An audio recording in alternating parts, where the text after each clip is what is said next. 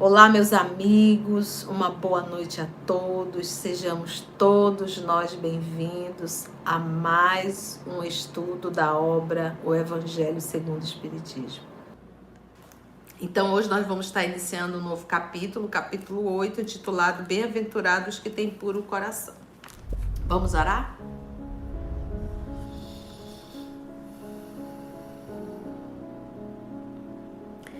Então, meus amigos, esse é o momento que nós vamos elevar o nosso pensamento ao nosso Mestre Jesus. Vamos nos ambientar com a espiritualidade amiga que aqui se faz presente. Aí no lar de vocês tem um anjo da guarda de cada um de vocês, espíritos familiares que vão participar do nosso Evangelho. Então, que possamos perceber que não estamos sozinhos. Porque Jesus nos falou que onde houvesse duas ou mais pessoas reunidas em nome dele, que ele se faria presente. Não tenhamos dúvida da presença do nosso Mestre Jesus. Amor querido. Mais um encontro, mais um momento do teu Evangelho, mais uma lição, mais uma advertência, mais um consolo, mais um caminho, mais uma verdade, mais uma vida. O Senhor é o caminho. E tem nos convidado há milênios para te seguir. Porque o Senhor é o caminho que nos traz segurança, que nos traz a verdadeira alegria, que nos traz a força de que necessitamos e que nos dá a segurança plena para as lutas, para os desafios. Obrigada, Senhor. Obrigada por tudo.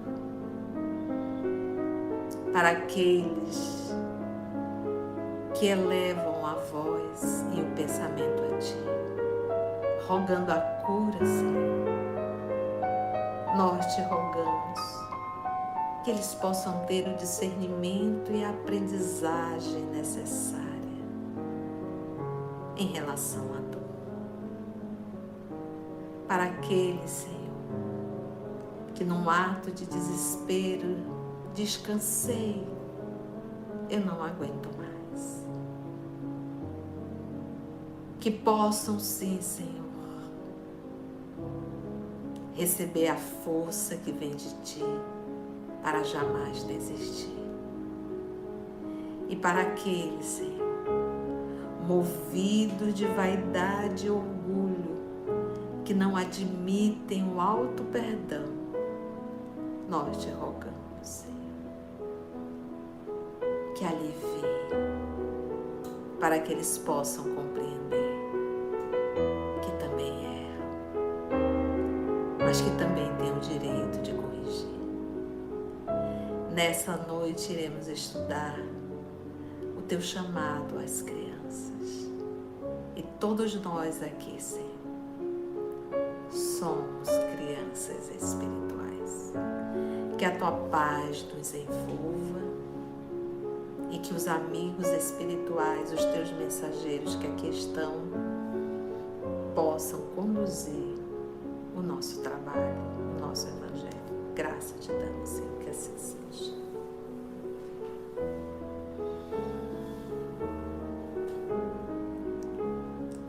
Bora lá? Gente, nós vamos ler um texto hoje do Evangelho de Mateus e de Marcos. Nós temos que entender primeiro que nós estamos lendo uma tradução. Então, quando a gente for ler Jesus, quando a gente for ler o Evangelho, vamos ter assim muito bom senso, com aquelas palavras que não combinam muito com o amor de nossa vida, que é o nosso Senhor Jesus. Então Jesus não falava português. Jesus falava o aramaico, a língua, aramaica. O hebraico, ele era o idioma litúrgico, vamos dizer assim. Era um idioma que só era falado dentro da sinagoga. E não eram todos que sabiam o hebraico, O hebraico era os intelectuais, os judeus intelectuais, os rabinos, Então, e a Torá era em hebraico. Então, eles liam em hebraico e faziam os comentários, E o aramaico era a língua do povo, era o idioma do povo. E agora lembra que ali na Palestina, quem administrava eram os romanos, que falavam o latim. E a língua comercial era o grego. Então imagina a mistura de idiomas ali na Palestina. Hoje o idioma comercial é o inglês, Então na época do nosso Senhor Jesus era o grego, O mundo falava grego. Então Jesus falava o aramaico, ele não deixou nada escrito.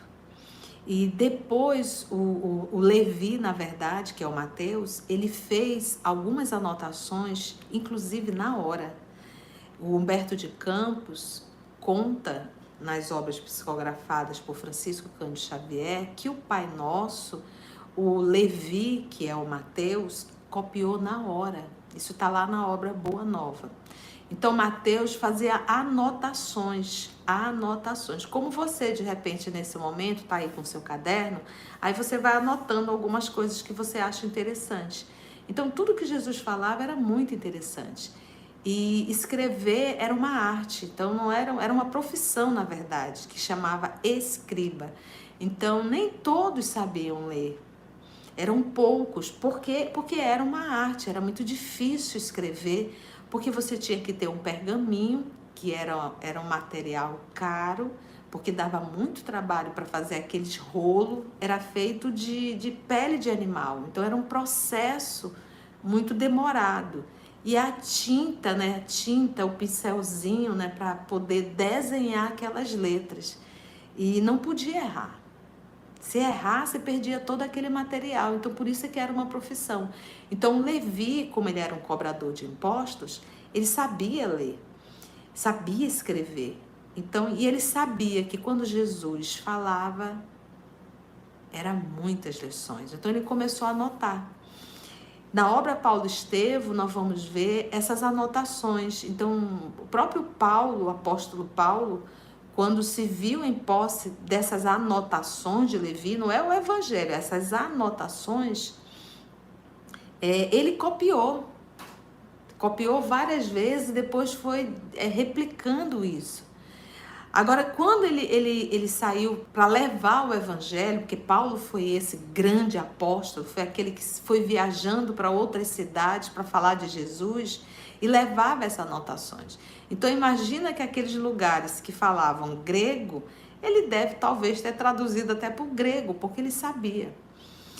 Então, o que nós temos hoje é uma tradução. E quando a gente faz tradução, às vezes o que se fala numa palavra, num idioma, você não encontra num outro idioma. Então você tem que fazer uma interpretação. Por isso que a gente fala que o tradutor, ele é um intérprete. E ele tem que ser assim, muito fiel para que ele, na sua interpretação, não venha deturpar, tá bom? Tudo isso eu estou falando por quê? Por causa de uma palavra aqui que me chama a atenção, e que a gente tem que tirar o espírito da letra, para a gente poder entender e não tomar o pé da letra. Não imaginar que o texto que nós estamos lendo com o conceito que nós temos hoje, tá bom? Então, o texto, a gente tem que levar sempre para o contexto, tá bom? É um ato de extrema violência você pegar um texto de 2000 anos atrás, trazer para o contexto de hoje, ler com o contexto de hoje e fazendo acusação ao texto com o entendimento de hoje. A mesma coisa quando você pega as obras de Kardec, você tem que entender qual era o ano e o contexto que estava. Então, nesse capítulo, nós vamos estudar Deixai virar minhas criancinhas, que é o Evangelho de Mateus e de Marcos. O pecado por pensamento é muito interessante. Quando a gente for ler esse aqui, pecado por pensamento, eu solicito que você vá lá no livro A Gênese de Allan Kardec e leia o capítulo intitulado Fluidos, que aí você vai entender bem o nosso estudo da próxima semana. O adultério na condição de traição, tá? Verdadeira pureza, mãos não lavadas, escândalos, se a vossa mão é motivo de escândalo, cortai-a. E aí vem as instruções dos Espíritos, deixai vir a minhas criancinhas e bem-aventurados que têm os olhos fechados. É muito bom esse capítulo, tá? Do Evangelho de Mateus, o professor Denisá pegou esse versículo, capítulo 5, versículo 8. Bem-aventurado é felizes, tá?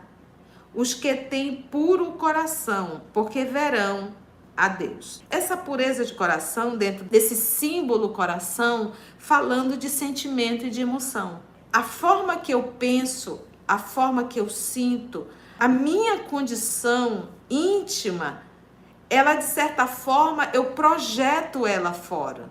O que eu estou querendo dizer? Se você tem um óculos e se a lente desse óculos é azul, para qualquer lugar que você olhar, você vai ver azul. Se você tem um óculos, a lente é vermelha, para qualquer lugar que você olhar, você vai ver vermelho. Então, o que a gente tem que entender? A minha condição íntima, o meu estado íntimo, fala da forma que eu vejo e interpreto o mundo. Vamos dar um exemplo.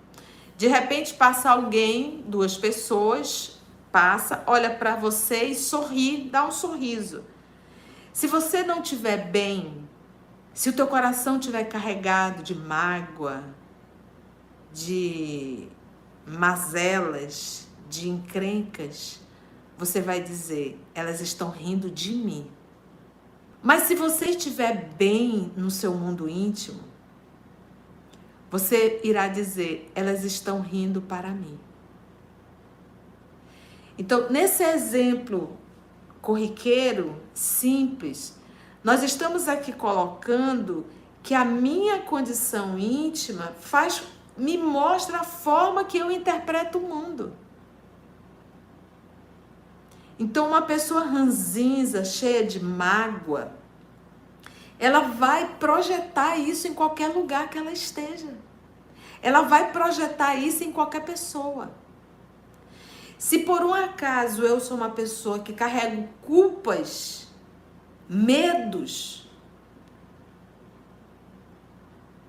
rejeição, eu vou projetar isso em todas as pessoas. Se alguém olhar para mim, de repente um olhar assim, eu já vou dizer, está me julgando. Mas por quê? Porque eu carrego culpa.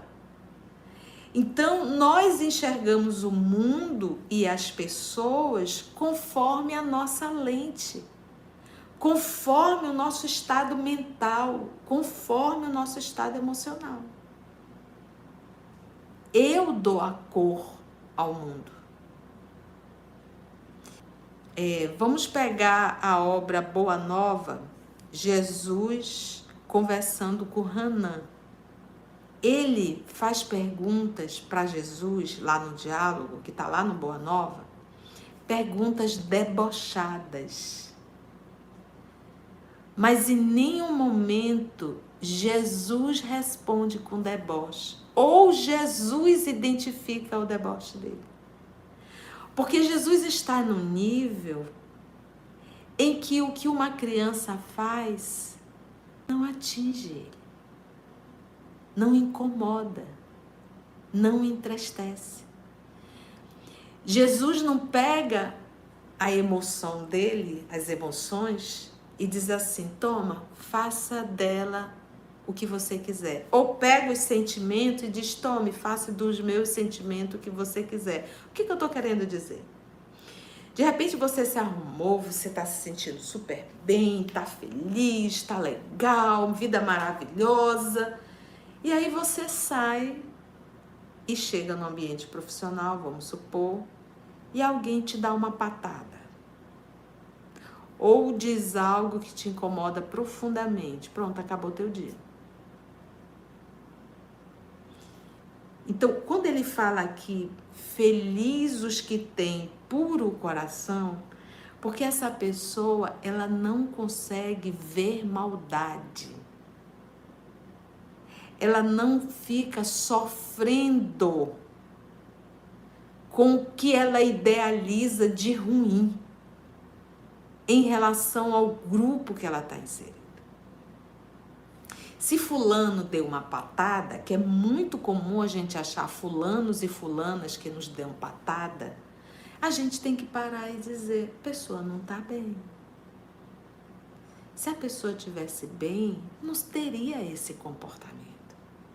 E segue. O problema não é meu, o problema é de quem está dando patada a coice, se portando muitas vezes como um animal irracional. E eu tenho todo o direito de não aceitar coice de ninguém e seguir em paz. Mas se eu sou uma pessoa extremamente melindrada, frágil, cheio de culpas, cheio de mazelas internas, não tem como. Então, eu não tenho que esperar que o mundo mude para eu ficar bem. Eu tenho que ficar bem para estar bem com o mundo. Por isso é que ele usou aqui, puro o coração. Coração, mundo íntimo. É interno. E nós precisamos amadurecer. Nós precisamos amadurecer os nossos sentimentos. Isso é um trabalho para todos nós. Então, bem-aventurados que têm puro coração. Então, vamos pegar Jesus como modelo e guia. Naquele momento, o diálogo dele com Hanã, ele respondeu todas as indagações de Hanã, apesar de toda a maledicência de Hanã. Porque verão a Deus. Então, uma vez que eu me coloco numa condição, me esforço para não ter maldade no meu coração, se eu não tenho maldade no coração, eu não vejo maldade na atitude de ninguém. Eu não julgo a ninguém. A gente entende. Então, quando a gente chega nesse nível, a gente começa a enxergar Deus. Mas, tia, como é enxergar Deus? Deus Deus não é humano. Deus não tem cabelo branco, barba branca. Deus não está sentado num trono. Deus não está circunscrito. É Deus. Aonde tem fluido, ou seja, o universo inteiro tem, Deus está. Porque esse fluido, ele leva o pensamento de Deus. Então, todos nós estamos mergulhados em Deus. Só que a gente não consegue ver. Ver na condição de identificar. Vamos pegar Jesus? Ele diz assim: vocês estão me vendo e não estão vendo Deus? O que ele está querendo dizer? Jesus, a atitude dele, a palavra dele, o sentimento dele é de Deus.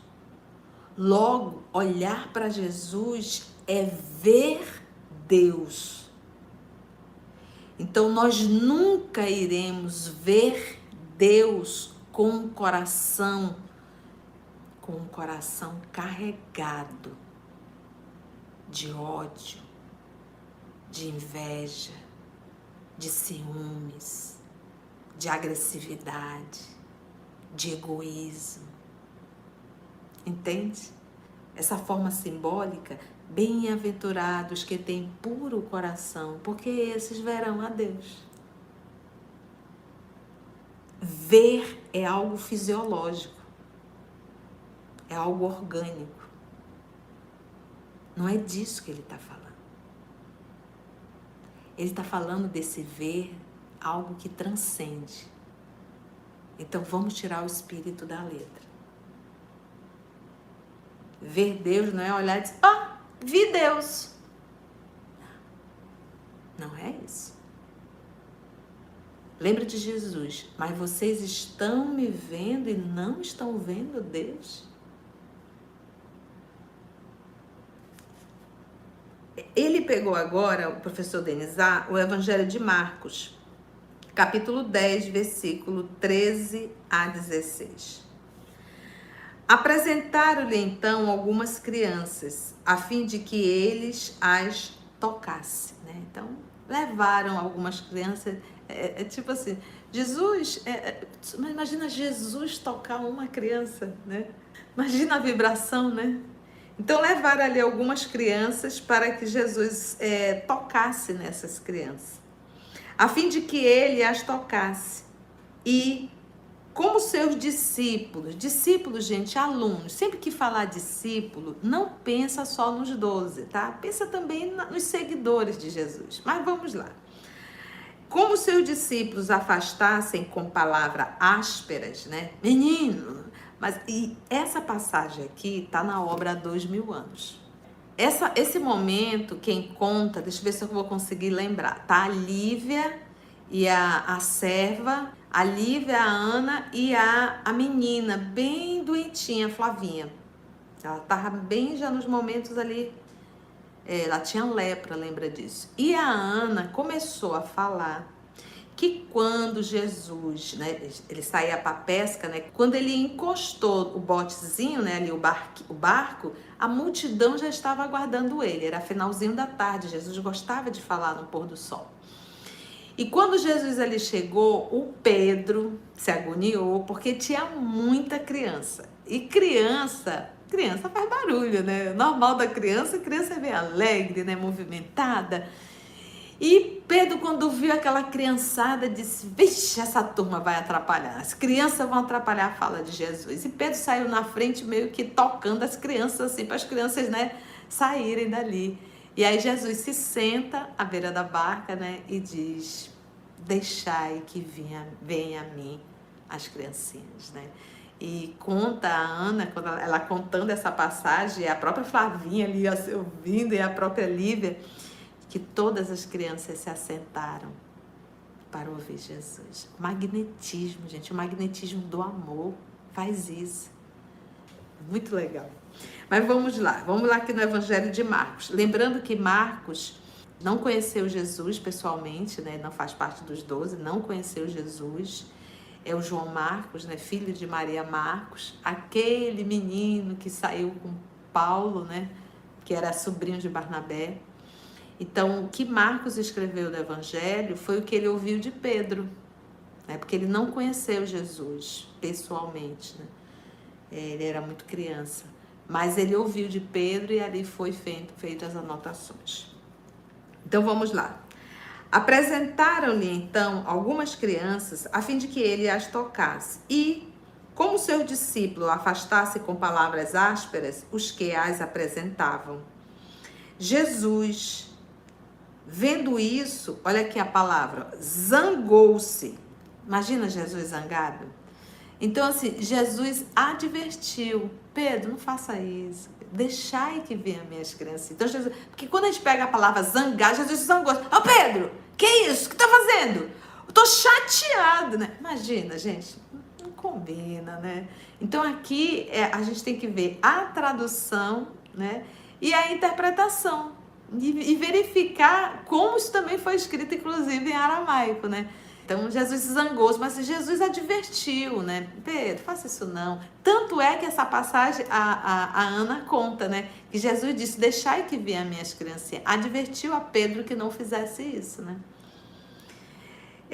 Zangou-se e lhes disse, abre aspas, aí é Jesus, deixai que venham a minhas criancinhas e não as impeçais, Porque o reino dos céus é para os que se assemelham a elas. Aí, quando a gente pega aqui, ele pegou a criança como modelo e ele diz que o reino dos céus é para os que se assemelham a elas. Não é ser criança, mas se assemelharem. Naquele processo, olha, criança adora aprender. Criança, o mundo, ela quer aprender. Ela não projeta maldade em ninguém, né? Porque ela não tem. Então ela não consegue olhar uma atitude do outro maliciosa e ela identificar essa uma atitude maliciosa, porque ela não tem malícia dentro dela. Ela não tem. Então ele está falando disso. É essa pessoa que está livre de mazelas internas, livre de culpas, livre de ódio, de raiva, de egoísmo, de orgulho. Com o coração vomitando disso, gente, não tem como a gente chegar no reino que inclusive está dentro. Então, aquela primeira fala que o Senhor Denizar separou, o puro coração, esses verão a terra, ele está falando desse coração vazio, limpo. Vou usar o termo limpo, é melhor do que vazio, mas limpo dessas mazelas. Aí você vai dizer, tia, é difícil, né, tia? Sim.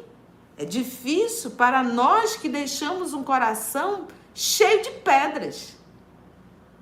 Só que dizer é difícil não vai resolver nada, vai só acomodar. Ah, é difícil. Ixi, é difícil.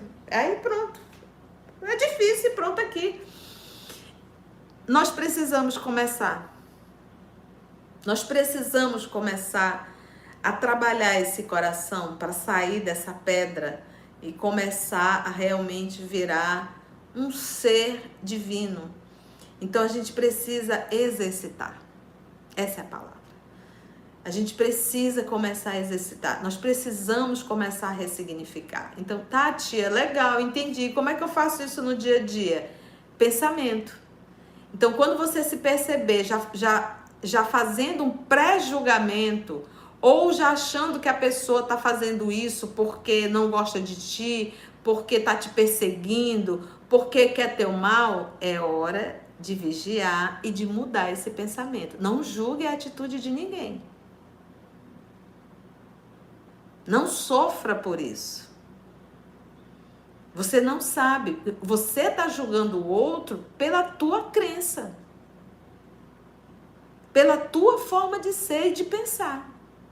E você está espelhando as tuas mazelas no outro. De repente o outro não está pensando nada disso. E você está aí sofrendo. Então, como é que eu vou conseguir construir um reino de paz dentro da minha alma, se dentro dessa alma é um inferno? Então eu tenho que primeiro desconstruir isso para me aproximar do reino de Deus. É impossível ter paz com um coração carregado de mazelas. Tá, tia, como é que eu faço para tirar essas mazelas? Pensamento e atitude. Pensamento, mundo íntimo, consciência, não julgue a ninguém. E não pré-julgue também. E não fique tentando imaginar o que a pessoa está pensando de ti. Porque você vai estar sempre avaliando pela tua forma, pelas tuas palavras, pelos teus sentimentos. Então, a criança, ela não tem isso. Ela está desprovida disso. Ela não sofre por isso.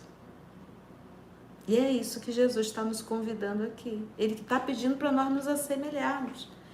Então, ele não está pedindo, carregue culpa, faça o julgamento, esteja sempre armado em relação às pessoas. Gente, se o outro está com maldade no coração, o problema é dele, não é meu.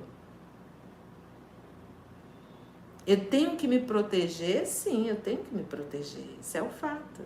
Mas eu não devo julgar o outro.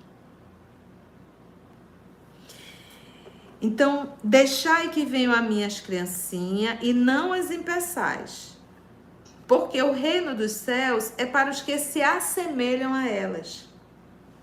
Digo-vos em verdade que aquele que não recebeu o reino de Deus como uma criança, já expliquei agorinha, nele não entrará no reino. Não tem um coração carregado de culpa, carregado de mágoa, vive sempre um inferno.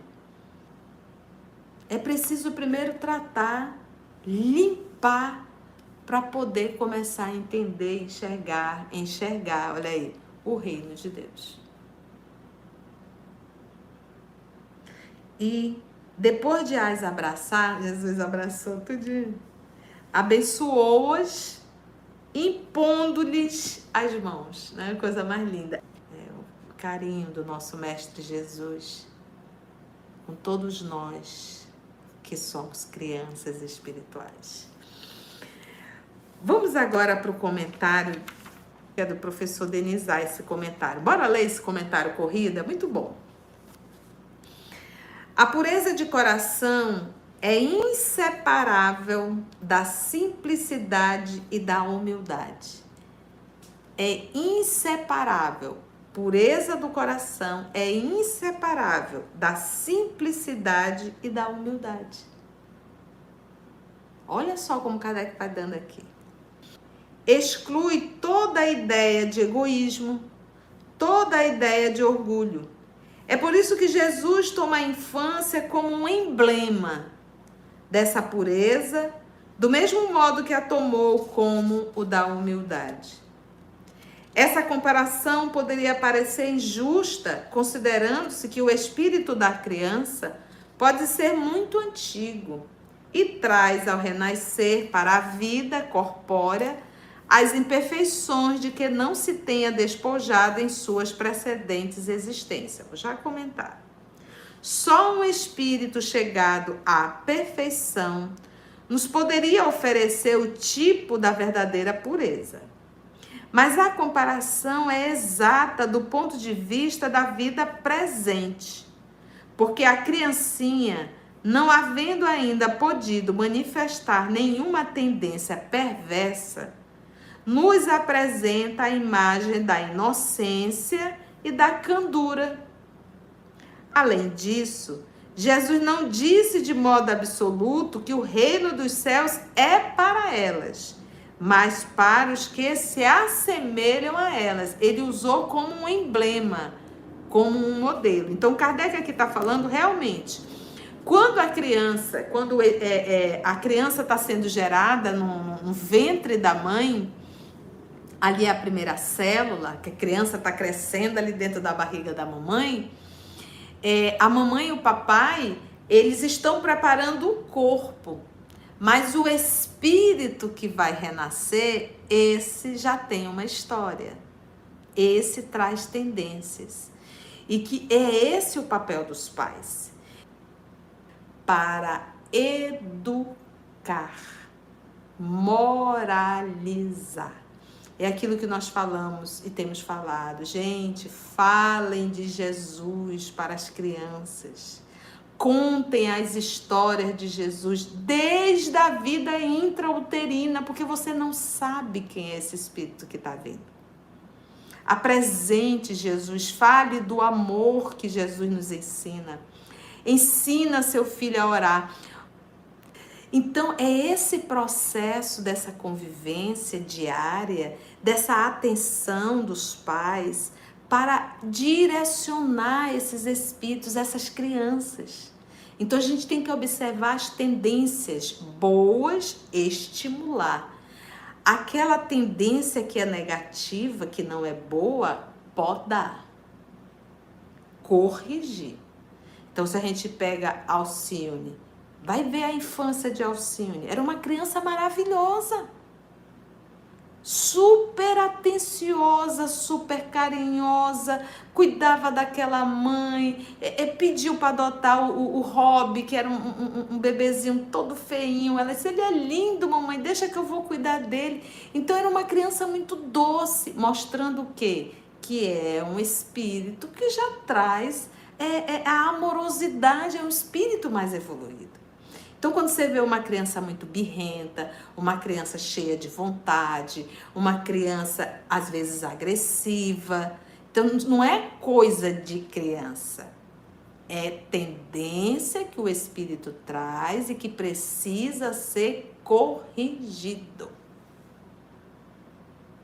É para isso que Deus confiou aos pais o seu filho. E por isso esse período de infância. Até os 7 anos você tem uma liberdade enorme para trabalhar esse ser humano que está chegando. Agora, o nosso grande erro é que a gente acha que criança não entende, não corrige, não dá trabalho, precisa dar. Toda criança precisa ter tarefas a fazer dentro da sua capacidade, mas ela precisa ter. Se você criar um filho com alguém fazendo tudo, essa pessoa, quando for adulto, vai precisar de babá a vida inteira.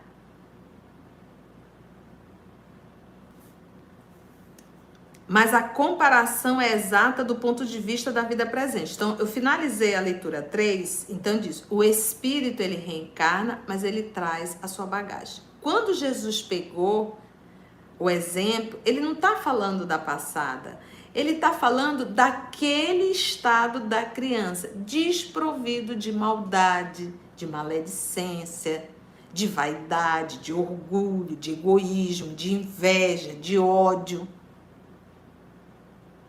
Então, quando nós estivermos com o coração limpo, aí a gente começa a enxergar o reino de Deus e Deus. Considerando-se que o espírito da criança já viveu, porque não se mostra desde o nascimento tal qual é, tudo é sábio nas obras de Deus. A criança necessita de cuidados delicados, que somente a ternura materna lhe pode dispensar. Ternura que se acresce da fraqueza e da ingenuidade da criança, né? E aqui ele coloca a figura materna, lembrando o texto, leva para o contexto, tá bom? Mas o primeiro vínculo é realmente da mãe. O seu filho, a sua filha, não vai ser eternamente criança. É só um período. Te dedica para essa criança. Fica atenta. É uma argila que precisa ser moldada. Dê a forma divina. Leia evangelho, conversa, conta historinha, né? Procura saber como foi na escola. Mas não é nota o que aprendeu, é a relação. Leve seus filhos para conhecer lugares onde tem dificuldades e ensine ele a cuidar do outro. E aí você vai estar cumprindo a sua missão como pai e como mãe. E fale de evangelho nas suas atitudes. Porque não adianta a gente ler e não viver. Os filhos copiam. Para uma mãe, seu filho é sempre um anjo. E assim deveria ser. Para cativar a sua solicitude, né? O seu cuidado. Imagine se as crianças já nascessem. E aí? Não vai fazer nada, não? Imagina uma criança de 2 meses, 3 meses já falando assim. Eu tô com fome, vem trazer a tua comida. Não. É justamente essa inocência, é justamente essa fragilidade que cativa os pais. Que faz com que os pais se debrucem para cuidar daquele serzinho tão inofensivo, né? Por isso que ele diz, ela não poderia dispensar-lhe o mesmo devotamento se, em vez da graça ingênua, deparasse na criança, sobre traços infantis, um caráter viril, né? Forte, e as ideias de um adulto, e ainda menos se viesse a conhecer o seu passado. Imagina se a gente lembrasse do passado, se ia dar uma confusão.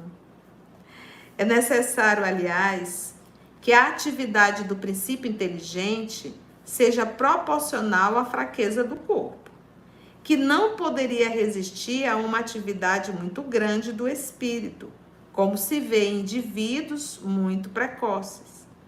É por isso que o espírito, ao se aproximar da reencarnação, entra em um estado de perturbação e perde pouco a pouco a consciência de si mesmo, ficando por certo tempo numa espécie de sono, durante a qual todas as suas faculdades permanecem em estado latente.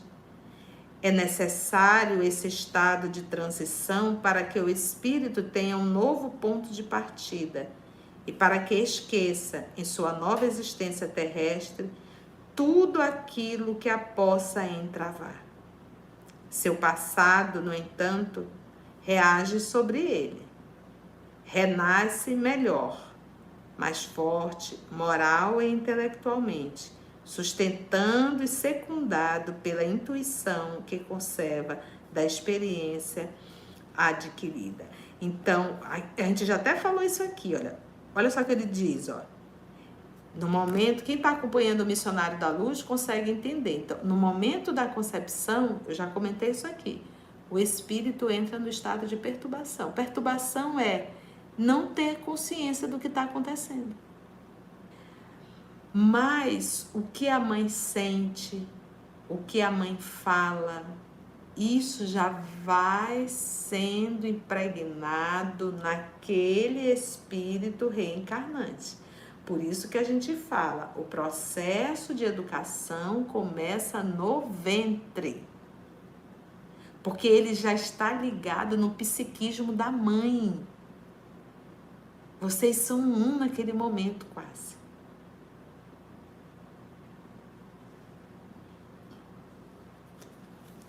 É necessário esse estado de transição para que o espírito tenha um novo ponto de partida. Então, o esquecimento, gente, é um ato de extremo amor de Deus. Porque, olha, a gente tem coisa que a gente fez nessa vida que a gente diz, ai, Senhor, se eu pudesse apagar da minha vida isso. Né? A gente não fala assim? Agora, imagina uma existência inteira. E você ainda olhar assim e ver os seus algozes ou as suas vítimas. Você olhar para um filho e saber a história do passado. Gente, isso ia dar uma confusão. Então é amor de Deus o esquecimento. A partir do nascimento, suas ideias retomam gradualmente seu impulso, à medida que os órgãos se desenvolvem. Então, à medida que os órgãos vão se desenvolvendo, até a máquina cerebral vai se desenvolvendo, a criança vai começando a afirmar e mostrar suas tendências. Aí entra papai e mamãe para podar, corrigir ou perceber quais são as tendências. Nós temos um garotinho que eu acompanho até ele pelo Instagram, o Davi, que ele diz que ele é médico cardiologista, ele tem 4 anos, gente. Acho 4, 5 anos agora. O menino dá um show. Adora estudar o corpo humano. E ele fala das doenças. Pô, com 4 anos de idade, gente. 4, 5 anos. Então, obviamente que isso aí ele traz. Não tem, por mais que a mãe tenha ensinado, não tem condições. Ele não tem nem cognição para isso. Então, ele traz. Primeiro, o espírito é verdadeiramente criança, porque as ideias que formam o fundo do seu caráter ainda estão adormecidos. Durante o tempo em que seus instintos se conservam sonolentos, ele é mais flexível e é por isso mais acessível às imperfeições que podem modificar sua natureza e fazê-lo progredir, o que torna mais fácil a tarefa imposta aos pais. Então, se você se fez pai, se fez mãe, é uma imposição essa tarefa. Qual é? Educar os teus filhos. Os pais hoje, eles acham que educar filho é só dar um curso acadêmico e levar para fazer os exames médicos. Pronto, acho que educar é isso. Porque só sabe cobrar do filho que nota tu pegou, que nota tu pegou. Te comportou na escola. Parece que o único assunto que os pais sabem falar com os filhos são esse. Aí tá difícil, né? Então, ali na infância, a personalidade da criança não está feita. Vai se formar a personalidade. Então, o que acontece? Ela até os 7 anos, ela pouco mostra porque está adormecido, vai vindo aos poucos. E é nesse vindo aos poucos, o que vai acontecer? Como se completa os 7 anos, ela está recebendo novas informações, ela está num novo país, ela está num novo idioma, ela está numa nova cultura, ela está ali em relação com os pais. Então, tudo isso vai somar com mais o que ela trouxe à sua personalidade. Agora, deixa eu dizer uma coisa. Quando você tem uma conquista moral, o espírito não regride. Se tem uma conquista moral, ele vai somando, ele vai trazer. Então, não existe a criança foi perversa porque ela esqueceu. Não, ela é perversa porque é um espírito que é perverso e que precisa ser tratado. Precisa ser trabalhado isso. Entendeu? O espírito, pois, enverga temporariamente a túnica da inocência e assim Jesus está com a verdade, quando, a despeito da anterioridade da alma, toma a criança por símbolo da pureza e da simplicidade. Gente, e assim finalizamos esse primeiro item, e que a gente percebe que o finalzinho, Kardec trouxe muito para a responsabilidade dos pais em relação ao processo da educação. A educação começa na vida intrauterina, tá? Não esquece. Se tá grávida, já começa a conversar com esse serzinho que tá aí dentro. Logo na infância, observa as tendências dessa criança e vai ensinando coisas boas, vai ensinando bem, vai ensinando a moral, vá moldando essa criatura, entendeu? Porque depois dos 7 anos, aí soma o que você deu, o que ela traz e o que ela está recebendo no meio que ela está inserida. Foi bom, gente? Vamos agradecer então a Jesus.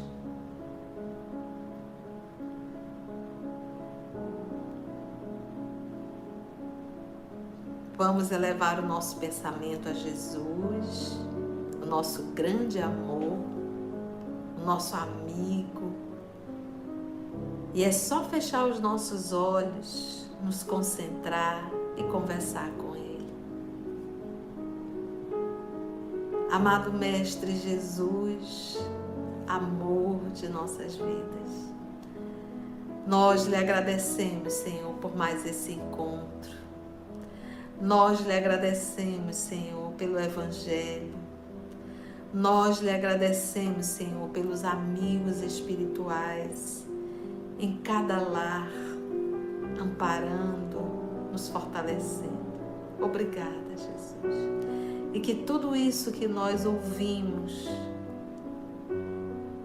e que ficamos refletindo, meditando, que isso possa, Senhor, tomar vida dentro de nós e fazer parte do nosso cotidiano. Dá-nos força, Senhor, para superar o homem velho. E dai-nos coragem, Senhor, muita coragem, para superar a vaidade e o orgulho. Que a tua paz nos envolva, Senhor. Muito obrigada, graça te damos, que assim seja.